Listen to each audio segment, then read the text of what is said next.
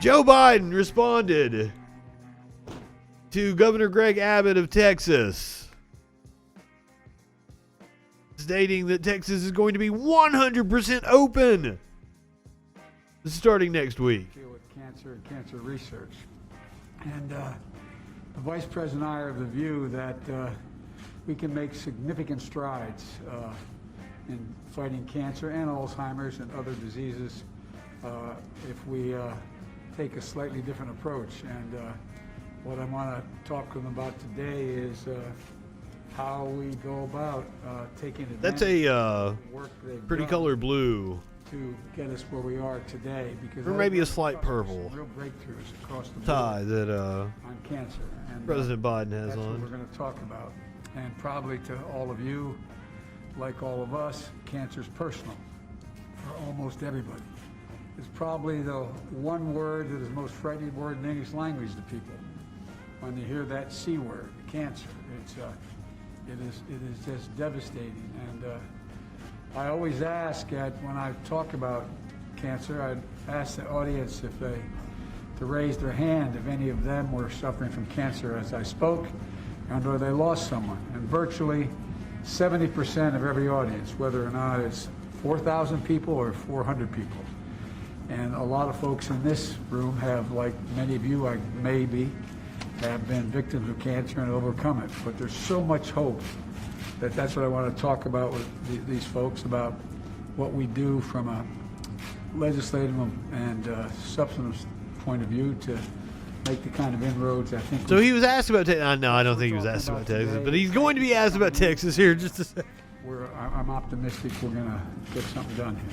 Mr. President, U.S. troops were targeted with rocket attacks. How do you respond? Thank you. Thank you, guys. We are following that through right now. Thank God no one was killed by the rocket. One individual, a contractor, died of a heart attack. I'm sure they're going to come up with a way to escalate things in the Middle East. Who's responsible, and we'll make judgments from that point. Okay? Thank you. All right. Thank you. Thank you. How do you do the question? Message to Texas and Mississippi. Texas and Mississippi. Texas, I think it's a big mistake. Look, I hope everybody's realized by now, these masks make a difference. We are on the cusp of being able to fundamentally change the nature of this disease because of the way in which we're able to get vaccines in people's arms. We've been able to move that all the way up to the end of May to have enough for every American, to get every adult American to get a shot. And the last thing we need is the Neanderthal thinking that in the meantime everything's fine. Take off your mask, forget it. It still matters. I carry a card with me. I don't have it. I put it on my desk. As of yesterday, we had lost 511,874 Americans. We're going to lose thousands more. This will not occur. We'll not have everybody vaccinated until sometime in the summer. We have the vaccine to do it. Getting a shot in someone's arm and getting the second shot, you're going to take time. And it's critical that they follow the science. Wash your hands, hot water, do it frequently, wear a mask, and stay socially distanced. And I know you all know that. I wish the heck some of our elected officials knew it. So thank you very much. Taking a shot at some dumbass Republicans. Neanderthal thinking, he says about Texas deciding to rush their opening. A lot of businesses have had to close during the pandemic, while others are barely getting by. Matt Doherty is getting reaction from some business owners tonight. So let's Now, see the these restrictions have been reactions. for nearly every business owner, but it's been especially hard for those businesses which rely on hand-to-hand contact with their customers. You gotta love the dude in his apartment doing his stand-up because he doesn't want to be out around people. This is the shot normally the reporter would be like at a, they're doing a fucking restaurant story. He would be like at the restaurant with people behind him and shit with the microphone. But Texas is ready to open up. And the reporter is like, no, I'm going to do my stand-up from in my apartment. And we had snow and down. At Studio Privé Salon in Sugar Land, the sign on the door will soon be removed. We were shut down for about 2 months, so that was hard financially, not knowing the future. Theoni Kritikakis says they're excited to soon be opening to full capacity once again. It's been a really tough year.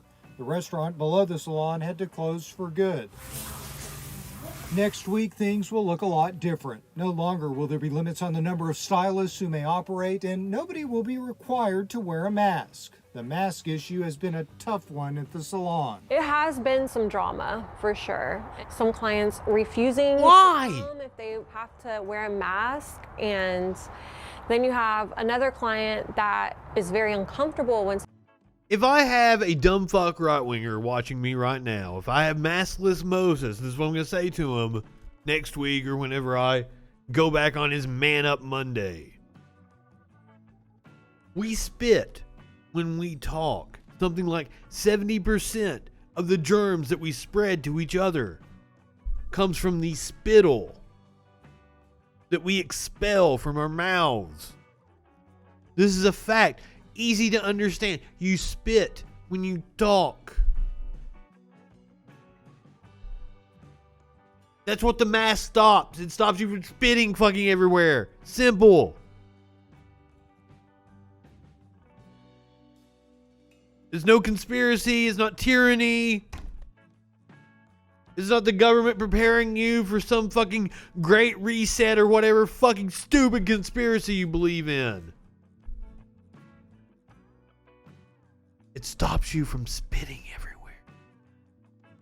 someone takes off their mask. It could be just like the old days next week, where every station could be full and clients could be waiting in chairs for their appointments. Theoni says if the customer comes in wearing a mask, It won't be that way for long.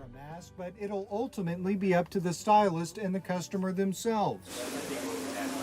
At Miller's Cafe, the hamburger place that wouldn't serve customers without masks, says they're now going to serve everyone. They say employees will still need to wear masks, and they'll also be keeping some of the other procedures too. We want our customers to feel safe, so of course we're going to keep the tables at a distance. We're going to try to... We're going to keep hand sanitizer. Matt Doherty, KHOU 11 News. So that is the local news report from Texas about opening up. Meanwhile, a national former news anchor, political commentator, is being dragged for being incredibly insensitive. Keith Olbermann is facing a severe backlash after asking why vaccinations are being wasted on the people in Texas. The TV personality made the comments after Governor Greg Abbott announced an executive order to lift mask mandates. Olbermann said, "Why are we wasting vaccinations on Texas if Texas has decided to join the side of the virus?" More than 5,000 people reshared his tweet with a comment, most delivering scathing criticism of the remark.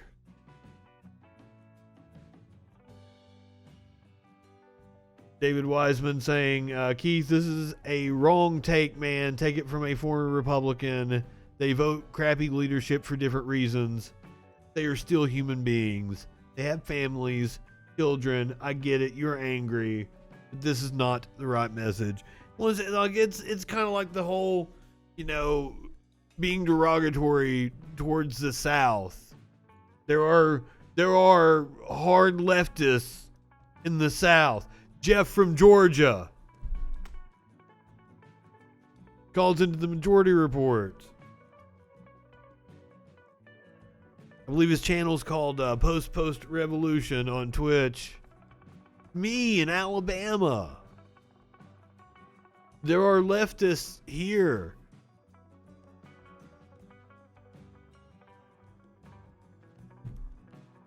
It's not the whole South. You can't just fucking toss it all out. And as Georgia proved, there's a whole disenfranchised electorate that when activated can actually swing elections.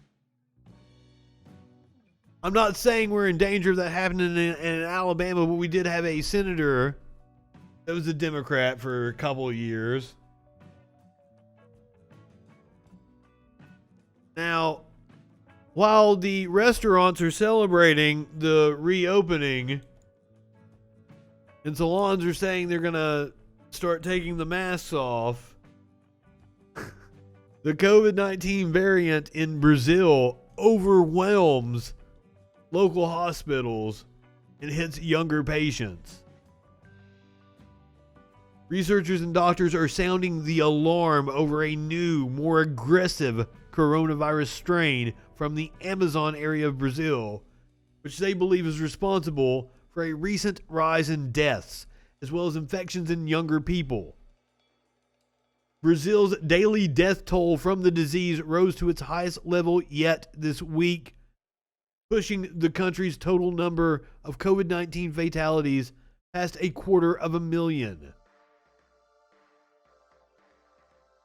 Neighbor Peru is also struggling to curb a second wave of infections. I mean, when we get another wave, it's going to be like our fucking fourth wave.